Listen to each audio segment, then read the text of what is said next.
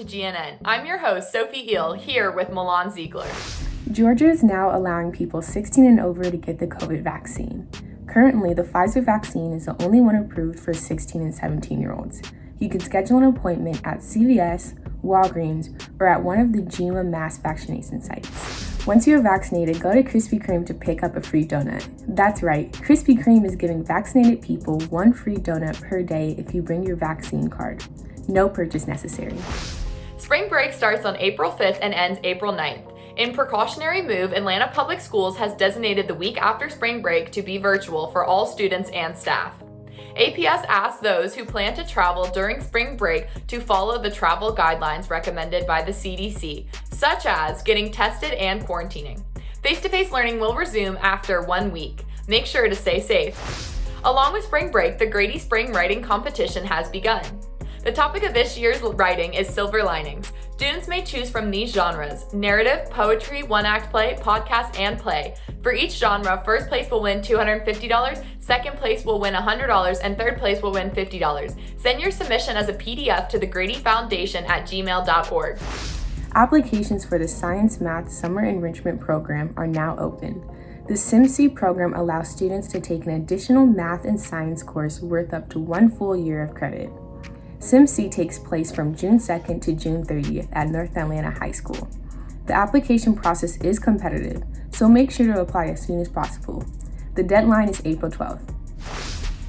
After the filming for this new Spider-Man movie, one Grady teacher found a big surprise when he got to his classroom. Here's GNN's Benton Shelvin with the story.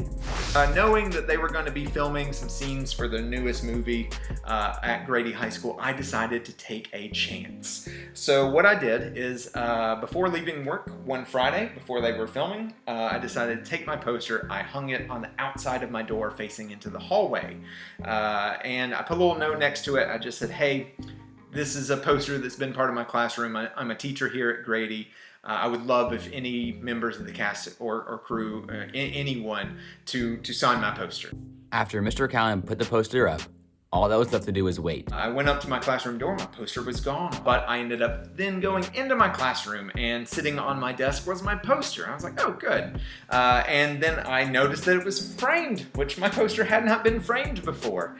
I probably should have, but it was framed and there was a note next to it. And that note was actually from a member of the Sony crew who told me, hey, thank you for being a fan. Thank you for being so enthusiastic.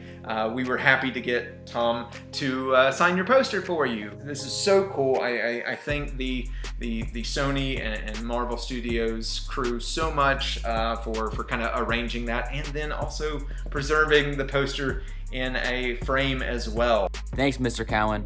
We know you'll enjoy this poster for years to come. Thank you, Ben. Here's an update on Grady's new logo. Thank you, Milan. Breaking news about Grady's new mascot. In conjunction with the school's name change to Midtown High School, last Wednesday, the Midtown Atlanta community members held a panel discussing a mascot change. Members reviewed statistics showing a 12% team spirit increase among professional sports teams which prioritize alliteration in their names. To mention a few, the study praised catchy teams like the Cleveland Cavaliers, Seattle Seahawks, and the Miami Marlins. After a heated discussion, one Grady Jr. presented their suggestion: the Midtown Muskrats.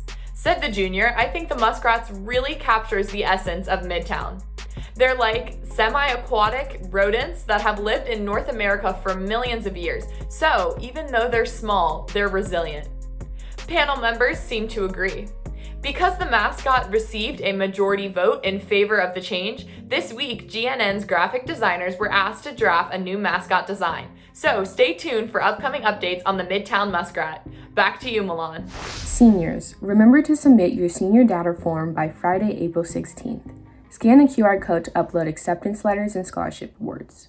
If you choose not to have this data published, please indicate that on this form under the notes section. Attention, seniors, you will have a prom. The senior send-off prom is Saturday, April 24th at the World Congress Center, Building A. This prom is for Grady seniors only. No guests from other schools or Grady students from other grade levels are invited. Masks will be required unless you are eating or drinking. Food will also be served. Tickets are $30, available from now through April 14th. Seniors, scan the QR code or check the description to buy your tickets. Now, let's go to Sam Rose with this week's Sports Flash. Hi, my name is Sam Rose, and here's your Sports Splash recap for games before March 31st. The boys lacrosse team is heading into the final stretch of their season with a record of 6-5. Their most recent win came against Westlake on Tuesday, March 16th, where they won 15-2. Kevin Edwards had 3 goals and 2 assists, while his brother Brian Edwards had 1 goal and 3 assists. Following spring break, they will have their final 3 games of the season against Maynard-Jackson, Woodward, and North Atlanta. The girls lacrosse team beat Chambly 13-6 Thursday the 25th. This improved their record to 4-3. Stella Frederick, Ryan Carter, and Shay Edwards led the Knights with 3 goals apiece, while junior Sully Jones had 9 saves. Their next game is the Wednesday after spring break against Maynard-Jackson. The girls soccer team won the region championship with an 8-0 win over Villa Rica last Friday. Our Lady Knights now have a record of 4-2-1 overall and a 3-0 record in our region.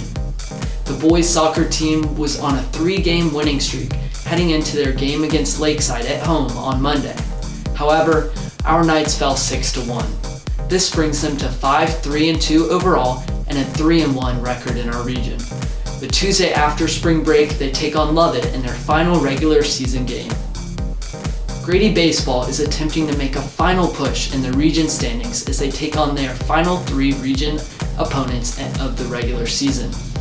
They currently sit 3rd in the region with a record of 5-5 and an overall record of 9-7. Tonight, April 2nd, they travel to Jackson for a doubleheader with Game 1 at 5 and Game 2 at 7:30. Their next series is following spring break against New Manchester.